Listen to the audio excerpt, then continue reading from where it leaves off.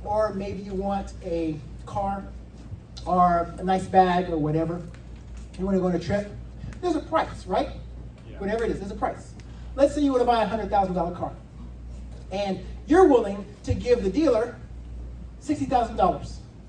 Will they give you the car? Why not? You didn't pay the full price. So in the old school vending machines back in the day, when you had something that cost $1 and you put in 75 cents and you push the send it down to me, it used to give you a message. Remember this back in the day? It used to say, not enough change. So the not enough change part of this is, if you want something you don't have now, you're going to have to change. And who's that up to? It's up to you. Final couple things. I've shared this with a few of you before, and I don't have time to drag you through it right now. I challenge you to create your own mastermind group, and you decide who you listen to. And you know some of these people, you don't know probably many of them. Some of them are from the world of business, education, philosophy, politics, sports. I am an avid learner, and when I hear somebody's story that inspires me, or I like what they say, I like how they think, I like what they do, I like what they've achieved, maybe not everything, but something, I say, I want to learn from this person. You've interacted with me enough time to basically know how I think, right? Right? What would Mr. Richardson do? What would Mr. Richardson say? You probably know that, right? For good or bad. You may not like all of it, you may like most of it, doesn't matter. The whole thing is, if you identify somebody who you respect, maybe trust, and know you can learn from, capture that and put it into your group. This is my board of advisors. This is my mastermind group. I can look at this and get fired up. I can look at this and get inspired, because I know they've achieved something I haven't achieved. They've done something I haven't done. They've taught me a lesson I either never knew or forgot about. So create this. Make a list of people who you like, trust, respect. Maybe Miss Simons, maybe Miss Bang, maybe it's a parent, maybe it's a stranger, maybe somebody famous is on TV, maybe you heard a podcast. Doesn't matter, and nobody else has to like them. If you can identify some people, learn from them, and just use this as a resource. Create your own mastermind group. The older you get, typically, the less you dream. I have an amazing, beautiful, brilliant 2-year-old granddaughter. She dreams bigger than I do.